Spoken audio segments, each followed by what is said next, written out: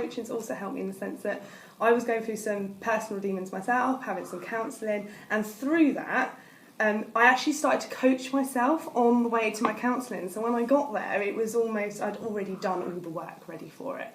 So in the end, I didn't need to have that counselling session because Annie's course was amazing, as we all know. So in relation to how it's helped me develop as a person, it's built my confidence to deal with certain situations. So having those awkward conversations, being able to target my students and get more out of them. I'm getting such a higher level and calibre of answers from my students, so it has really helped in my teaching aspects.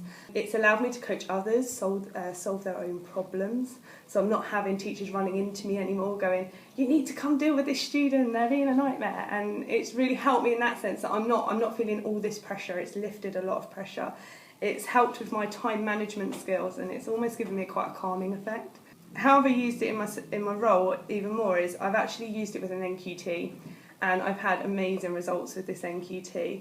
I'm her mentor, and I was doing mentoring, and I thought, do you know what, this is a problem that I think can be solved through coaching. So rather than me giving her all the solutions, I actually started coaching her around it, and within 3 weeks we saw a dramatic improvement in her behaviour management of her Key Stage 3 lessons. And she's noticed a change in herself, so it was a really positive outcome. I've done it with my Year 11 house group students in their exams. I've got some quite vulnerable students, but also need a lot of support. And they actually produce fantastic revision plans. It was absolutely superb. And rather than going, I'm going to do an hour revision here, they were doing 20-minute skill-based activities, and they've seen an improvement in their results as well. So it's helped in that sense with them progressing in their learning. It's also helped in my new role as giving feedback to other experienced members of staff. So as I said, I've not been teaching very long. So when I was going in and someone who's been teaching 10 years and I'm having to give them feedback, sometimes it can come across to them as being, what do you know that's different to me? And I totally understand that from their point of view, but it's enabled me to give much more positive feedback in a very quick and efficient manner, which is nice, and it's allowed me to build relationships that I didn't quite have before. It's allowed them to take responsibility of their own development.